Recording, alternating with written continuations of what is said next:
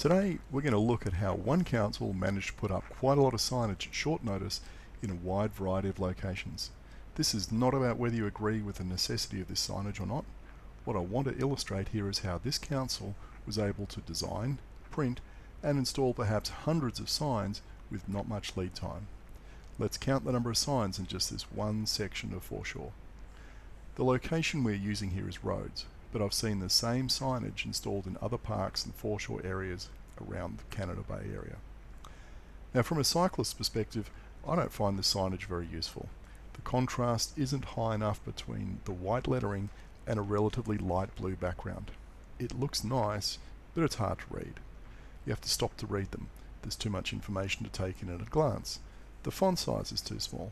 But this isn't wayfinding signage or warning signage, so let's ignore that and focus on the sheer number of signs and the placement of those signs.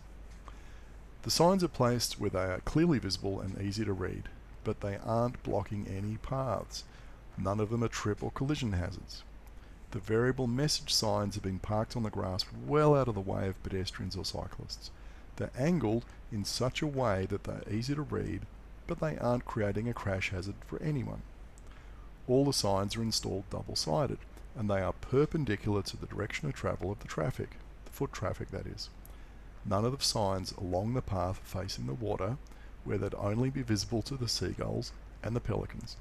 Now this foreshore signage isn't the only signage the council has created. They've also put up signs on the picnic shelters and the bus shelters through all the parks. So they've managed to print up at least 3 different types of signs in a couple of weeks and scatter them all over the suburb.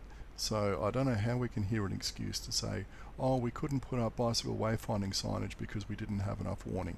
I think this clearly shows if the will is there, you can certainly get it done.